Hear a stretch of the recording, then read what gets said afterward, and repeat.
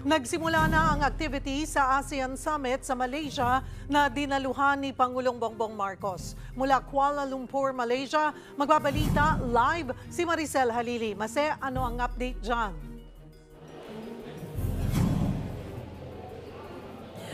Cheryl, sumabak na nga si Pangulong Bongbong Marcos sa unang araw ng 46th ASEAN Summit dito sa Kuala Lumpur, Malaysia. Sa kanyang intervention sa plenary session kanina, binigyang diin niya ang kahalagahan ng Code of Conduct sa usapin ng South China Sea at ang pagsuporta ng Pilipinas sa posisyon ng ASEAN pagdating naman sa pagpapatupad ng US tariff. Iginiit ni Pangulong Marcos na kailangang bilisan ang pagkakaroon ng isang legally binding na Code of Conduct sa South China Sea. Ito ay para matiyak na mabibigyang proteksyon ang maritime rights at maiwasan ang pagtaas ng tensyon sa nasabing rehiyon.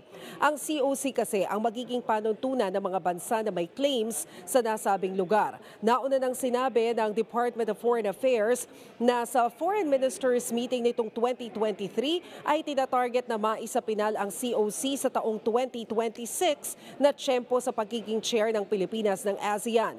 Bukod dito, suportado rin ni Pangulong Marcos ang hakbang ng Malaysia na tumatayong ASEAN chair ngayong taon na magkaroon ng Special ASEAN Economic Ministers Meeting para magkaroon ng iisang posisyon ng ASEAN tungkol sa taripang ipapataw ng Amerika sa iba't ibang bansa. Importante umano ito para maiwasan ang anumang retaliatory measures o gantihan. Sa kanyang opening statement, sinabi ni Malaysian Prime Minister Anwar Ibrahim na sumulat na siya kay US President Donald Trump para sa isang US-ASEAN meeting. Narito ang magkasunod na pahayag ni Pangulong Marcos at Malaysian Prime Minister Anwar Ibrahim.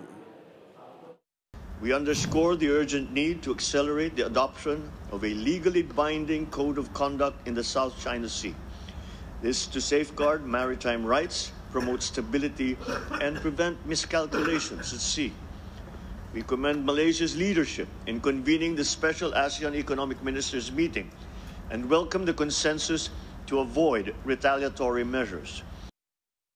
I've taken the liberty also to write to President Donald J. Trump to seek his understanding to organize a US-ASEAN meeting, which means we observe seriously the spirit of centrality. It speaks not only to our aspirations but to our obligations.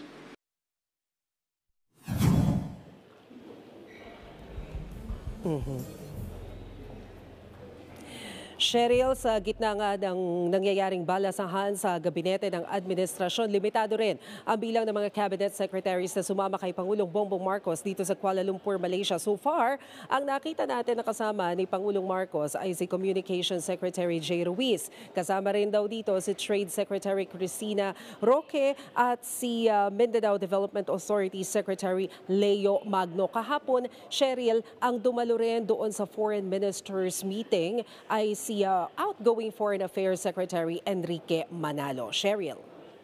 Maraming salamat, Maricel Halili.